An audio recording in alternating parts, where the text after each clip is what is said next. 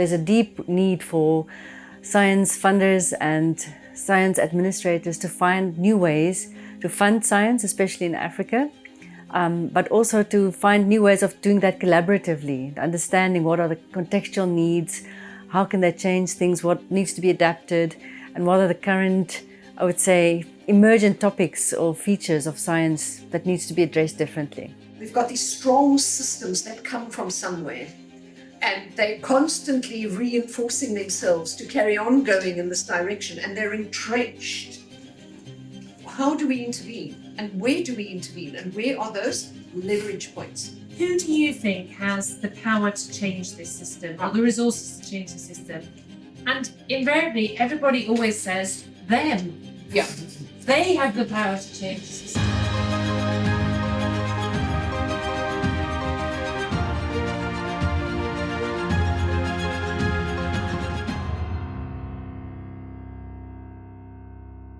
We are really engaged in making sure that the research funding environment and the research funding space is more co-designed, and that we are opening it up, and that it's not the people that hold the carrot and the stick.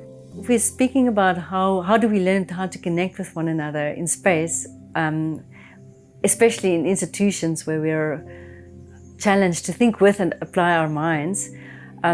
We often disregard what it means to be human coming into spaces as a researcher. We tend to sort of separate ourselves into two bits where it's like, here's my sort of researcher hat and here's my lived experience. Like, okay, I'm going to say this thing was anecdotal or it's my experience, but we always discredit it in the moment. So there's something about this process. I was going to say, I really like how the process, maybe not, it doesn't explicitly name that at all parts, but it does seem to give a little more space for people to do that.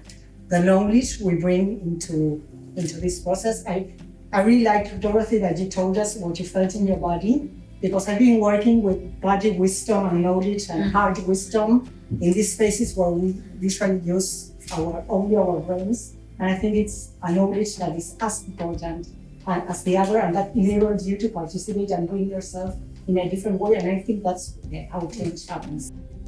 So a forum means literally bringing together people around this topic area of research for development, but specifically, and this is the project requirement, disruptors and enablers. So if one looks at research for development and the issues around it, and specifically from an approach that transformative research for development is needed and it's changing, we bring a futures and foresight angle to that. And I think that's what's special about this gathering. It's really exciting to see people coalesce when we've had so different backgrounds, and really everybody here has a voice, which is unusual for our conversation. So I think as a group, it's been really exciting to see that experience where everyone is speaking and they have made divergent ways of saying things, and then finally just coalescing to say, actually, what we really need to do is to collaborate. And, it's honest about collaborating and thinking of things like equity, ethics, justice, all the things that are more not so researchy focused, but more on how to work together. Because I think that's what, for me, is really emerging from the conversation. We at CST and the UNESCO Chair in Complex Systems and Transformative African Futures are able to bring a systemized and structured approach to working with the future, and applying that to literally who's doing what kind of research for whom, why, how, where, and bringing these futures and foresight tools and methods to the gathering and literally having participants experience the systematic and structured futuring, I think is what made this workshop special.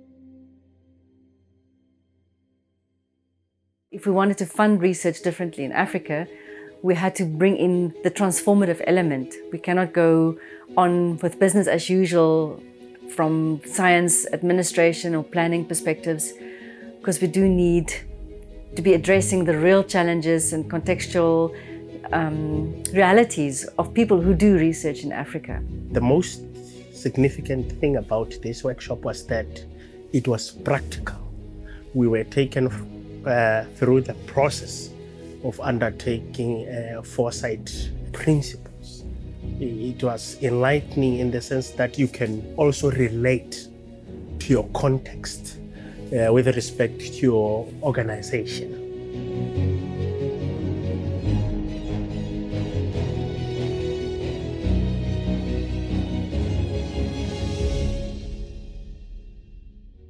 The interaction, the discussion, the moving around of the board, in a way also it will help us to internalize. When we used to doing certain things, but from group discussion, and I'm saying you've made a point, you actually see the future. We really developed, the future that we want there, We love working with Three Horizons framework because it incorporates systemic change together with working what a preferred future might look like.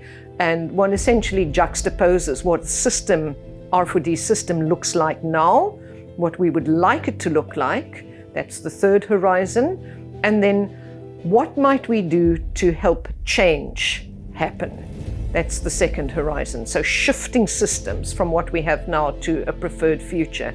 And what's brilliant about it as well is it works with weak signals. These weak signals, of course, are contained in the horizon scanning database. And because it enables us to see little signs or pockets of the future in the present that might lead to pathways to a preferred future. And that culminates in producing strategic options.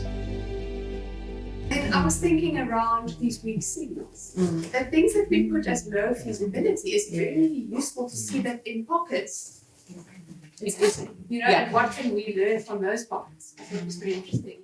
I think all the definitions came up under scrutiny and under critique, and through this futures approach, or the foresight approaches that we've used, the methods and also the structure of the whole research project, it was really wonderful to see how it can actually expand definitions of what it means to do research. What does transformative research mean? Do we even need this word called research for development?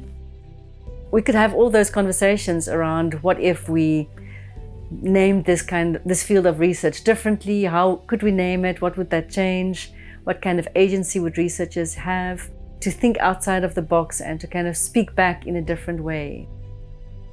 This is what has happened to me. Move from rejection to listen and then integrate what's coming out. Pockets of the past are equally important because as systems change, they could change fundamentally, and it also means you could lose things going into the future that are actually really precious now. It's important when you're working with the future to also have a realization of what is there that you would need to preserve. Our participants came up with this idea that we wanted a more caring research system, which is not driven by goals and outcomes, but rather informed by people caring for each other. And if we engage each other in caring ways, what could that feel and look like? And often that means engaging the emotions, recognizing that whole persons come to work every day, even in research spaces. Students show up as whole persons. And if we do not allow for emotions and interpersonal connections to happen, we disregard what it means to be human in such a space.